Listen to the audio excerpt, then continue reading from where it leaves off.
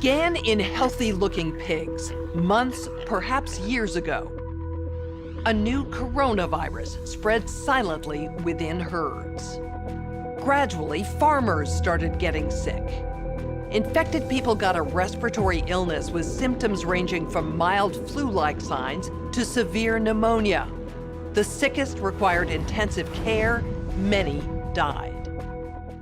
Experts agree, unless it is quickly controlled, it could lead to a severe pandemic, an outbreak that circles the globe and affects people everywhere. The mission of the Pandemic Emergency Board is to provide recommendations to deal with the major global challenges arising in response to an unfolding pandemic. The board is comprised of highly experienced leaders from business, public health, and civil society. We could be looking at double the number of cases in 1 week and 16 times as many in a month if we are not able to stop the spread. That would be on the order of 500,000 cases, and it would continue to rise exponentially. In 3 months, we could be approaching 10 million cases. We're at the start of what's looking like it will be a severe pandemic. And there are problems emerging that can only be solved by global business and governments working together.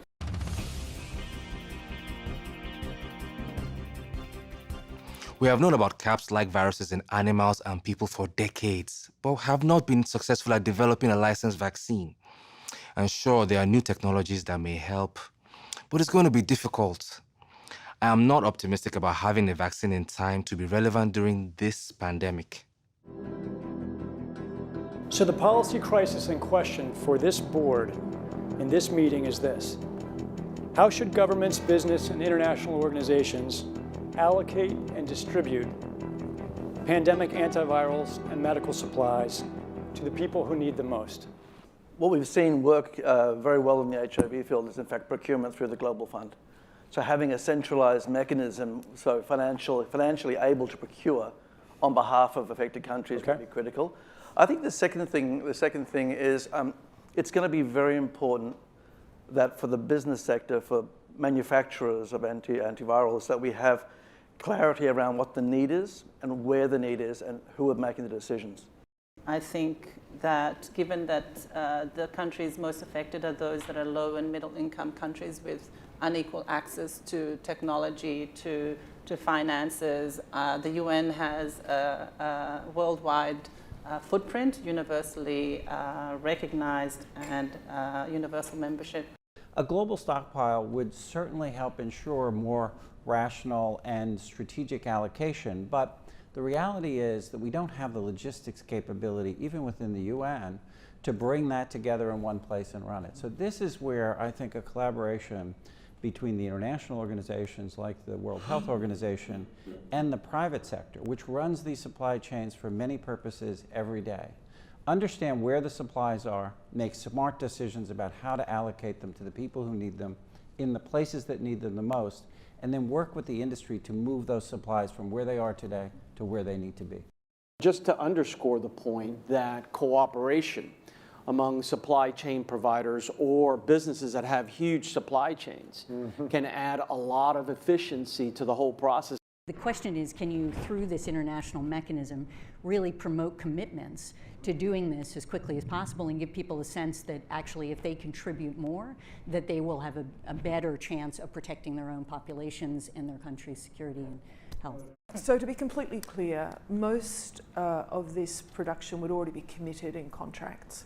Yes. It is almost unheard of that people are producing product without having a forward commitment for the consumption of that product. So the first thing that needs to be done, because this is not something that the countries currently control, unless countries are going to bring about emergency situations and co-opt an existing supply chain. I think it's not likely, I agree, that countries are not going to buy a countermeasure to put into a global supply without retaining a large portion of it for themselves.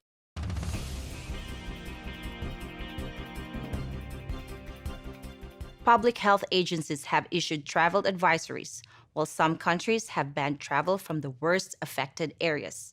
As a result, the travel sector is taking a huge hit. Travel bookings are down 45%, and many flights have been canceled. A ripple effect is racing through the service sector. Governments that rely on travel and tourism as a large part of their economies are being hit particularly hard. How should national leaders, businesses, and international organizations balance the risk of worsening disease that would be caused by the continued movement of people around the world against the risks of profound economic consequence of travel and trade bans? If there's some sense that there's a UN institution that can do all of this, then I worry we're suffering from a delusional disorder on the power of the UN. It's really important to get those industries and their trade associations and an efficient leadership established, which is decentralized, but has a collective responsibility and accountability. And that needs to be supported by the public leadership. What is essential, what is non-essential travel, we have to clarify this. Otherwise, if we go down to 20% bookings over a long period, the company will run down. That's a fact. You know, there's a whole complex set of issues in a highly interdependent world on supply chains that are just in time.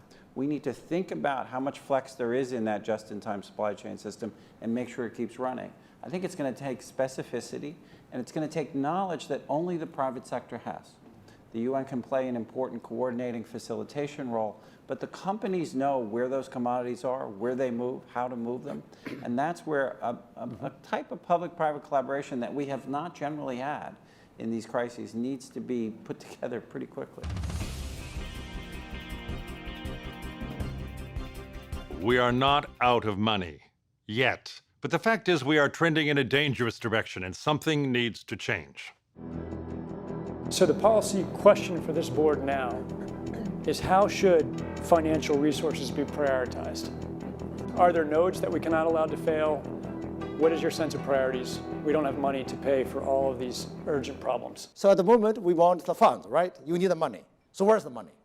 So government kind of supplies some money. A lot of, private sectors, some are sitting here, you have some money. But now you need a really coordinated, centralized efforts. Hotels will be experiencing, crippling losses doing that. And we know that the hotel business in itself makes up 5% of the GDP.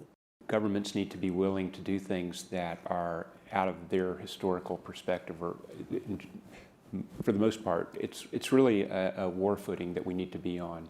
We shouldn't underestimate the power of entrepreneurship. We need to escalate that, whether it's through the government's helping with tax breaks or subsidies of that nature to increase manufacturing of those types of products. It can happen quickly. A Marshall-type plan, don't mean to say that exactly, but a Marshall plan that can go into effect can stimulate change very quickly.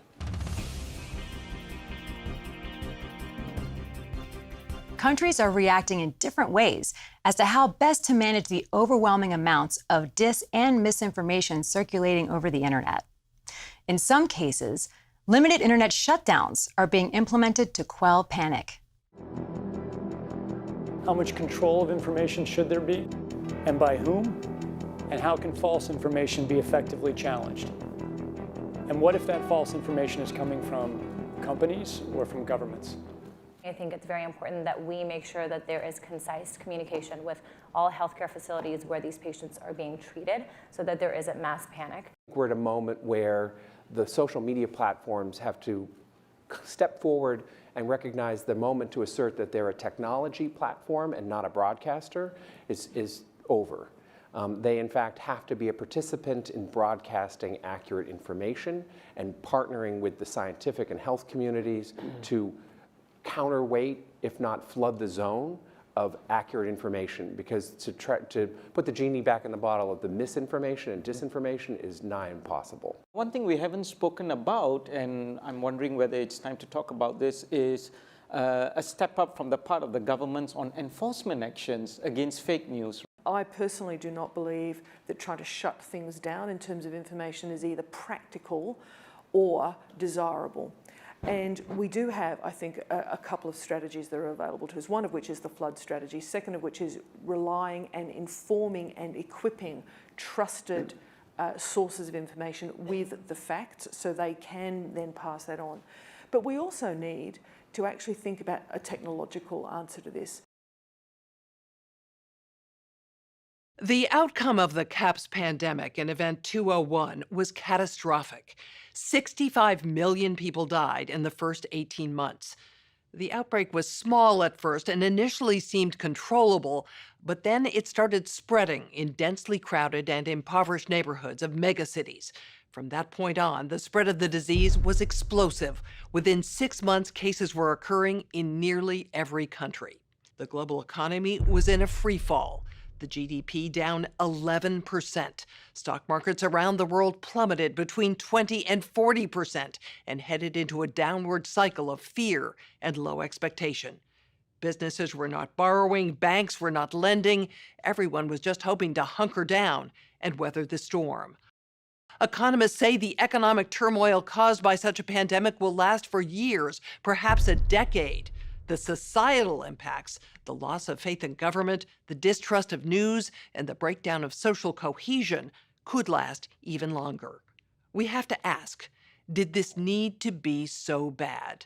Are there things we could have done in the 5 to 10 years leading up to the pandemic that would have lessened the catastrophic consequences? We believe the answer is yes. So, are we as a global community now finally ready to do the hard work needed to prepare for the next pandemic?